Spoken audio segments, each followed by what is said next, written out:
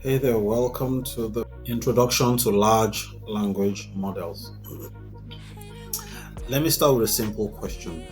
You've probably used ChatGPT, right? GitHub Copilot, Claude. You type something in it and it gives you code or it gives you explanations or even system designs. But here's the real question. Do you actually know what's happening under the hood? Or are you just trusting it?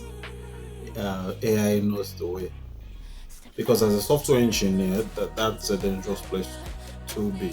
We don't just ship systems that we don't understand. We don't. You're just not like the end user. We debug based on mental models. We optimize based on constraints. So right now, many engineers are using AI without a clear model or understanding of how it works. In this lesson, we're going to fix that. By the end, you will understand what a large language model actually is, how it is trained at a high level, and how it generates the outputs that we see. So instead of treating AI like magic, you start treating it like infrastructure. Now let's break it down. A large language model, or LLM for short, is essentially a system that has learned patterns in language at a massive scale. Underline that word massive. Not just rules, not logic trees, not hard-coded knowledge. It's not. It didn't just store a document. It's not a large hard drive. No. Um, it's patterns. At its core, an LLM is trained to do one thing. It's meant to predict the next token in a sequence. That's why in the previous lessons we kept on saying guessing. An LLM is actually an expert in guessing the next token in a sequence of tokens. That's it. So if I say, let's say console log hello, and I don't close the brackets, I don't put the closing apostrophe, you already know what comes next, right? An LLM does exactly the same thing, but across billions and billions of examples. So it basically knows what to, what's next. But here's more powerful. Because if you train a system, let's say on code from GitHub, imagine thousands, millions of code examples from GitHub. You train a system on documentation, on, I don't know, something like Wikipedia, on different Stack Overflow discussions, on articles, books, APIs, whatever you can find. It starts to learn a pattern, not just in the language, but how software is built.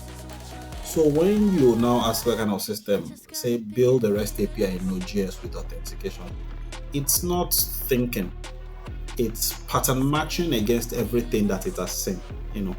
Um, let's give an example. You get better.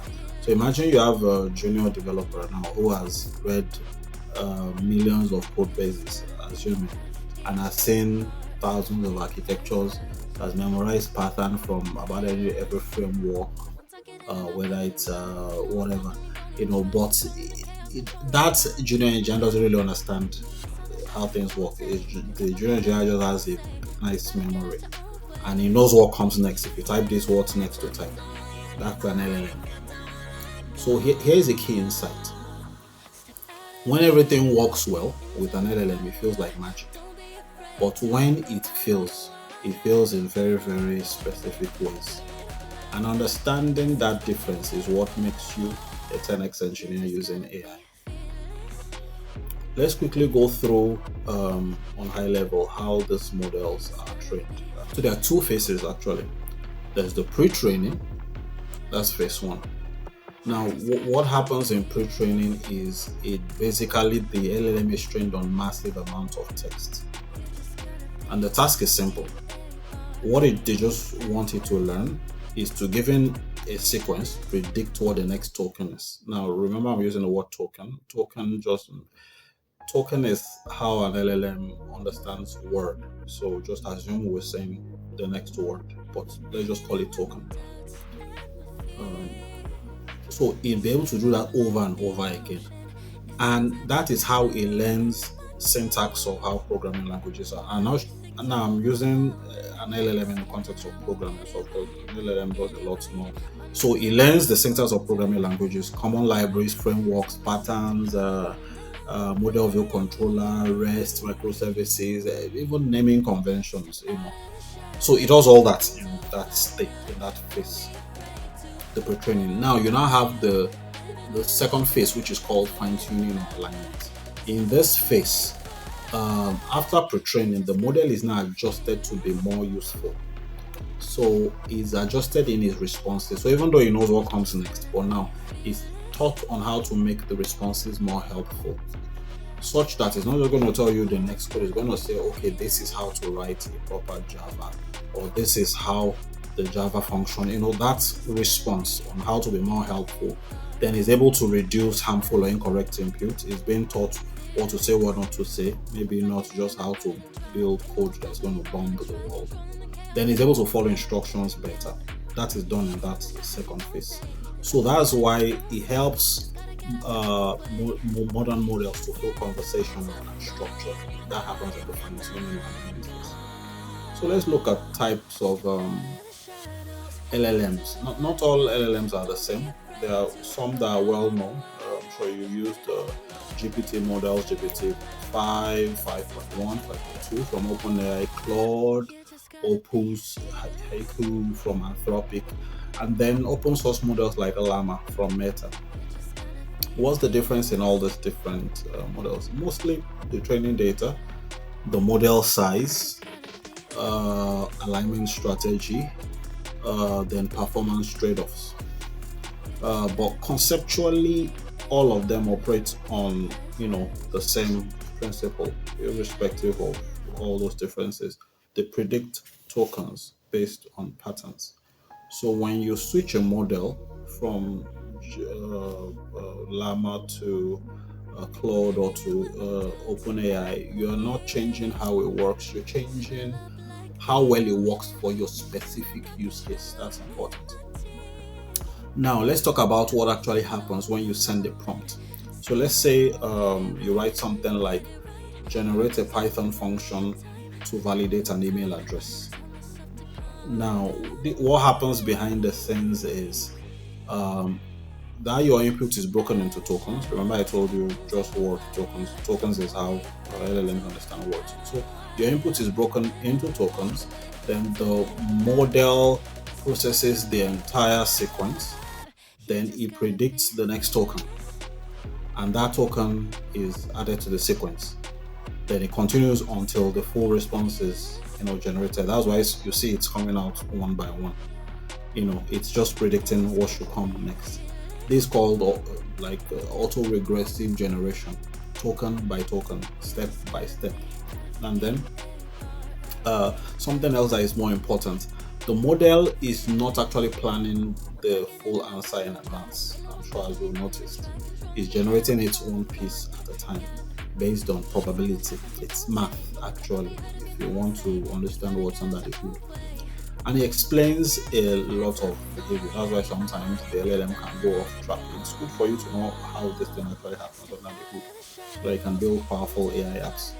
And then once outputs are getting too long, there can be a reduction in quality.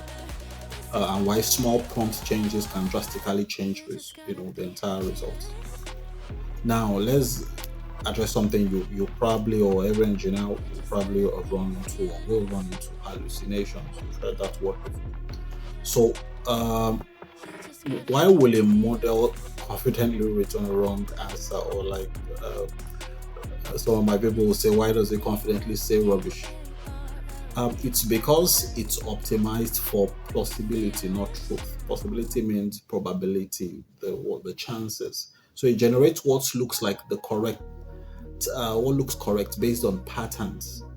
Remember the example we gave? It's like a junior developer that doesn't really know how to code, but it has read everything on GitHub.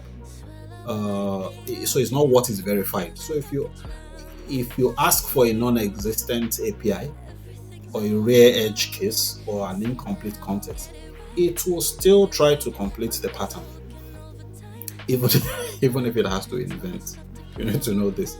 So this is critical for system design because it means that you must design guardrails around AI. You must validate output, what is coming out, and you must not blindly trust responses.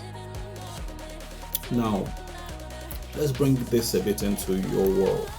Imagine you're building an internal developer tool for your company. Okay, yeah. Without AI, all you do normally is static documentation. Then the engineers have to search manually. Let's say you're building it for the engineers in your company, and then support tickets to keep on increasing. But with an LLM, you allow engineers to just ask their questions naturally without, you know, the model generates an answer based on the documentation that exists, and then you integrate this into the workflow. So here's the difference between the basic and advanced implementation. The basic engineer just says, let's plug in an API and hope it works. But a strong engineer after this lesson asks, what context is the model using? And what happens if the answer is wrong? How do I constrain output? How do I improve the reliability?